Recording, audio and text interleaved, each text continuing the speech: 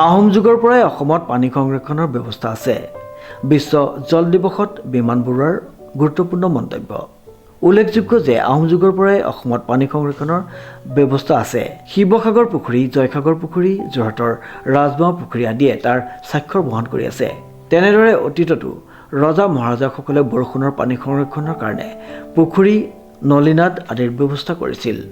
যোৰহাট বিজ্ঞান কেন্দ্ৰ আৰু তাৰকাগৃহই যোৰহাট জিলাৰ আৰ্যভট্ট বিজ্ঞান কেন্দ্ৰসমূহ, যোৰহাট পৰিৱেশ মঞ্চ আৰু অসম বিজ্ঞান সমিতিৰ যোৰহাট শাখাৰ সহযোগত অনুষ্ঠিত কৰে বিশ্ব জল দিৱস। জল দিৱস অসম বিজ্ঞান প্ৰযুক্তিবিদ্যা আৰু পৰিৱেশ পৰিষদ পৰিৱেশ বিভাগৰ মুৰব্বী তথা যোৰহাট বিজ্ঞান কেন্দ্ৰৰ তত্ত্বাৱধায়ক বিমান বৰুৱাই এই কথা কয়। এজন ব্যক্তিক দৈনিক 135 লিটাৰ পানীৰ প্ৰয়োজন বুলি ভাৰ্চুৱেল প্ৰদান কৰা বক্তব্যত বিশিষ্ট বিজ্ঞান কৰ্মীগৰাকীয়ে বৰষুণৰ পানী সংৰক্ষণৰ বিভিন্ন ব্যৱস্থাৰ সম্পৰ্কে দৃশ্যশ্ৰাব্য মাধ্যম যোগে বিস্তৃতভাৱে ব্যাখ্যা কৰে। তাৰকাগৃহৰ প্ৰেক্ষাগৃহত অনুষ্ঠিত দিৱসত জগন্নাথ বৰুৱা মহাবিদ্যালয়ৰ অৱসৰপ্ৰাপ্ত অধ্যাপক ডক্টৰ অনিল চন্দ্ৰ গগৈয়ে নিৰ্দিষ্ট বক্তাৰূপে জল দিৱসৰ বিষয়ে হিমবাহ সংৰক্ষণৰ সম্পৰ্কে বক্তব্য আগবঢ়ায়। বিজ্ঞান কেন্দ্ৰৰ শৈক্ষিক বিষয়া পলাশী বৰাই আঁতধৰা অনুষ্ঠান উদ্বোধন কৰে যোৰহাট পৰিৱেশ মঞ্চৰ সভাপতি ডক্টৰ প্ৰমোদ চন্দ্ৰ নেওগে।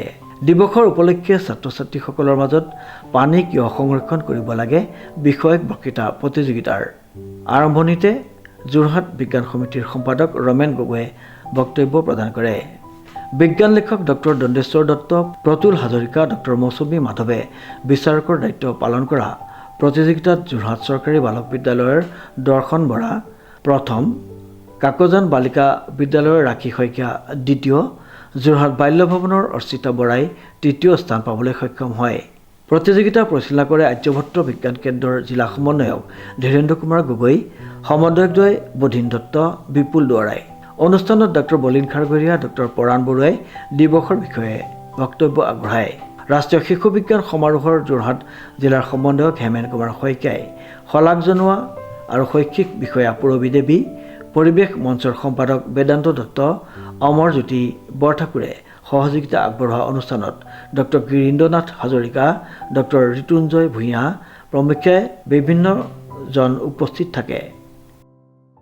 বিজ্ঞান কেন্দ্ৰ আৰু তাৰকাগৃহত আমি বিশ্ব জল দিৱস উদযাপন কৰিলোঁ আৰু এই অনুষ্ঠানটোত আমাৰ যোৰহাটৰ বিজ্ঞান কেন্দ্ৰ তাৰকাগৃহৰ উদ্যোগত আমাৰ যোৰহাট পৰিৱেশ মঞ্চ আৰু আৰ্যভট্ট বিজ্ঞান কেন্দ্ৰ আৰু অসম বিজ্ঞানী যোৰহাট শাখাই এই অনুষ্ঠানত আমি অংশগ্ৰহণ কৰিছিলোঁ আৰু উদযাপন কৰিছিলোঁ। ইয়াত প্ৰথমতেই বিজ্ঞান কেন্দ্ৰৰ কিউৰেটৰ বিমান চন্দ্ৰ বৰুৱাই তেখেতে এটা ভাষণ দিছিলে আৰু তাৰ লগতে আন এজন বক্তা ডক্টৰ অনিল চন্দ্ৰ গগৈয়ে ভাষণ দিছিলে আৰু আৰম্ভণি অনুষ্ঠানত আমাৰ মই যোৰহাট জিলা পৰিৱেশ মঞ্চৰ সভাপতি হিচাপে এই গোটেই অনুষ্ঠানটো উদ্বোধন কৰিছিলোঁ। ইয়াৰ পাছতেই ছাত্ৰ ছাত্ৰীৰ উদ্দেশ্যে আমাৰ যোৰহাট বিজ্ঞান সমিতিৰ যোৰহাট শাখাৰ সম্পাদক ৰমেন গগৈ ডাঙৰীয়াই এই ছাত্ৰ ছাত্ৰীৰ যি বিজ্ঞান প্ৰতিযোগিতা এই সম্পৰ্কত তেখেতে বক্তব্য উপস্থাপন কৰিছিলে।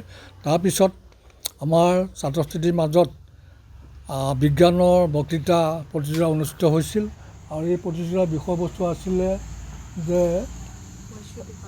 হোৱাই শুড উই কনজাৰ্ভ ৱাটাৰ, আমি কিয় পানী সংৰক্ষণ কৰিব লাগে। ইয়াত আমি তিনিগৰাকী বিচাৰক আমি নিযুক্ত কৰিছোঁ। এজন আছিলে ডক্টৰ দণ্ডেশ্বৰ দত্ত, আনগৰাকী প্ৰতুল হাজৰিকা আৰু এগৰাকী আছিলে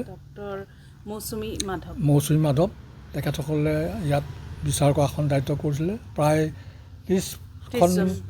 30জন প্ৰতিযোগীয়ে অংশগ্ৰহণ কৰিছিলে। তাৰ ভিতৰত আমি 3টা পুৰস্কাৰ 3খন স্কুলত আমি দিছিলোঁ আৰু বাকীসকলক আমি মানপত্ৰ প্ৰদান কৰিছিলোঁ।